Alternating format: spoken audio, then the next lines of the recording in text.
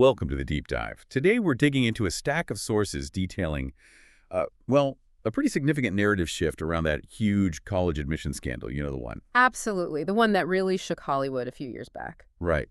And our mission here is to understand what happens when, the legal stuff seems settled, but then this hidden story emerges. A story about betrayal, maybe manipulation, and this really strong claim of narcissism. Exactly.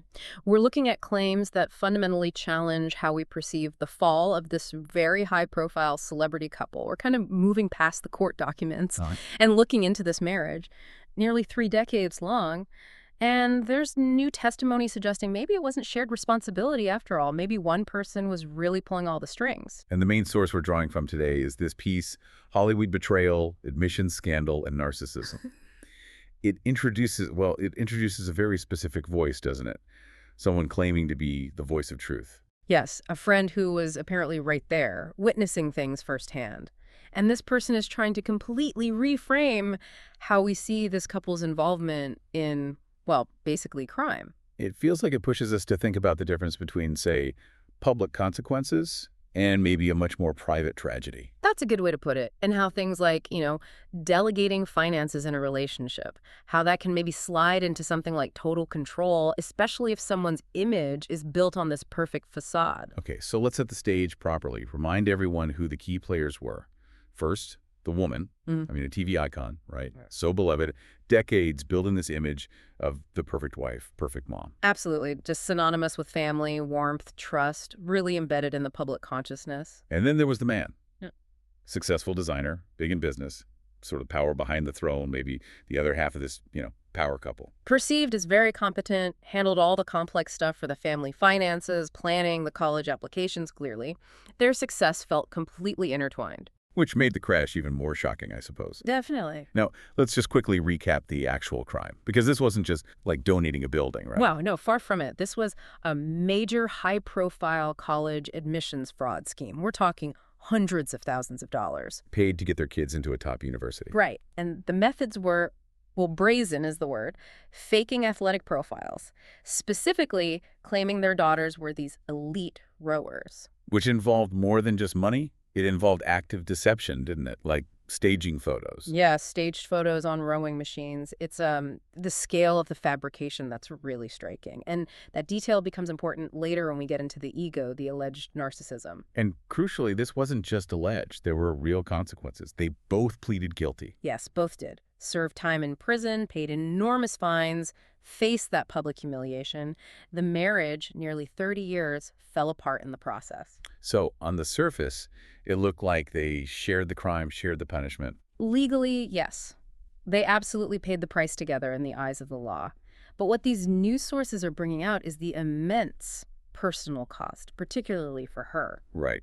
The source describes her dealing with the disgrace, the separation, and just profound heartbreak. And now this heartbreak is being framed differently, not as, partners in crime equally devastated, but potentially as a result of one dominant partner's actions.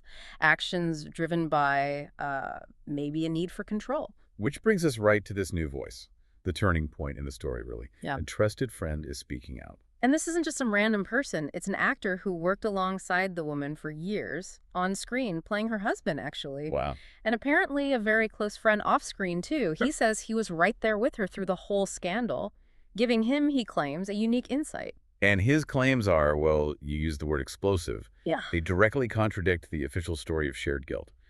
The source says he's being very blunt.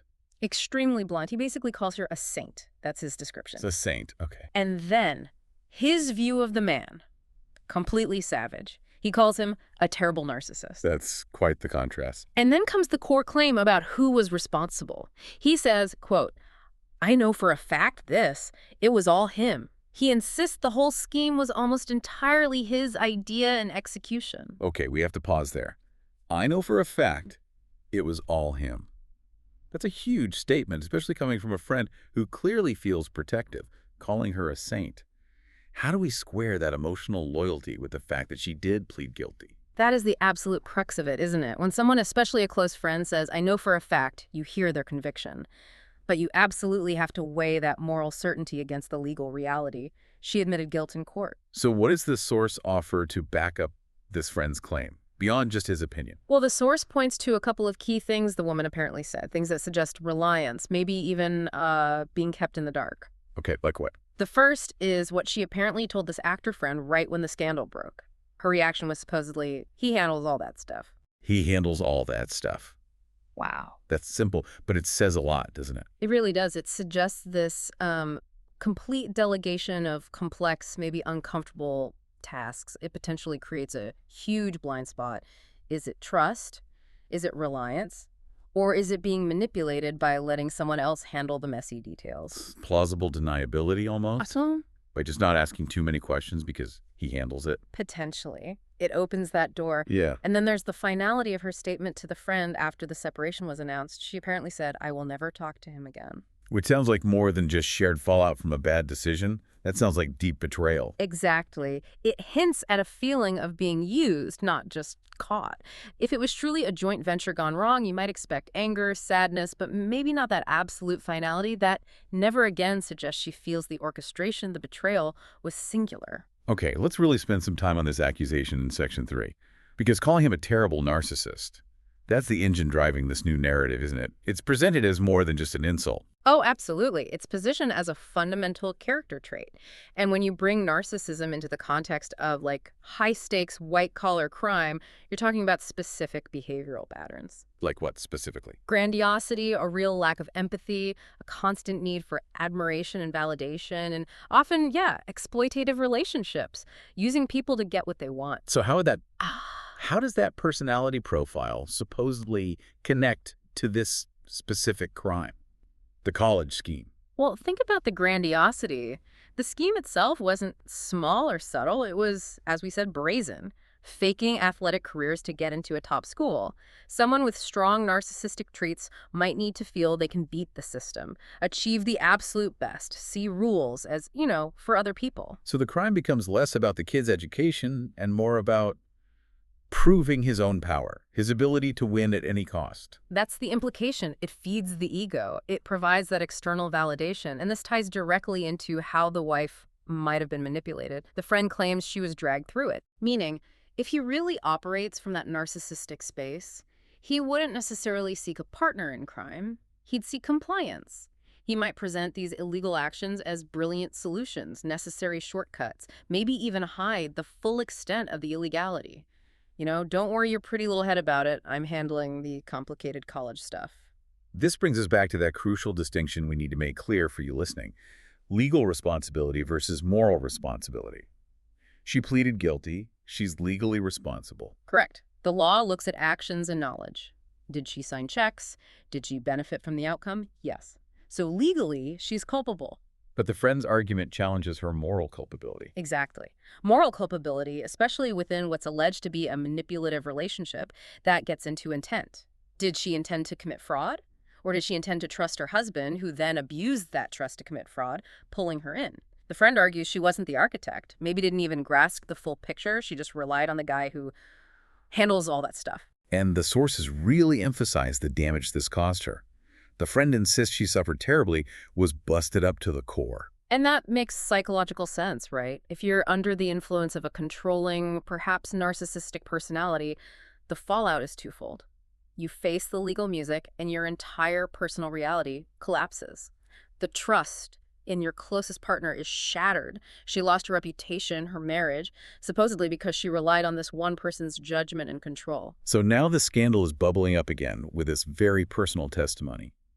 And the couple is officially separated. They seem to be on very different paths forward. Very different. For the man, the one accused of being this narcissistic orchestrator, while he's lost the union that was part of his public identity, the source suggests he's facing the weight of what he built and then broke.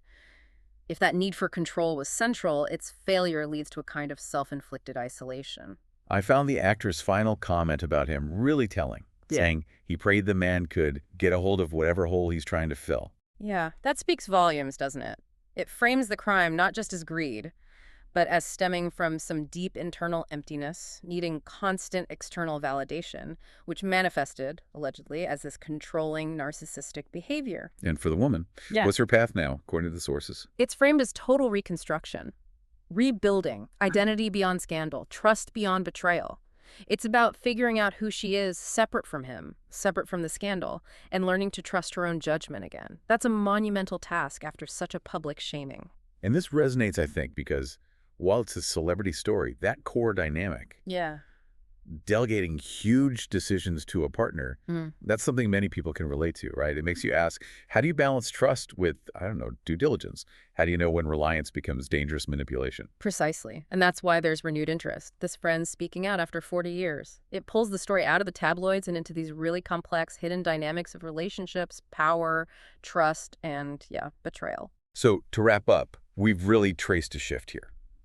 From a story that looked like shared scandal, shared guilt, to this very pointed accusation of one person driving the whole thing, driven by alleged narcissism, resulting in profound personal betrayal, all based on this close friend's testimony challenging that public narrative. And it leaves us with a really provocative question, I think. The source material highlights this gap between public accountability, the prison time, the fines, that's done, and moral responsibility, which seems like it's only just now being truly processed by those closest to it. So what happens when the legal sentence is served, but the deeper issues, the character flaws, the control dynamics? What if those are only just starting to be fully seen and reckoned with by the people who live through it? It suggests the real fallout. Assigning blame for the manipulation, that might be a much longer, harder process than any jail term.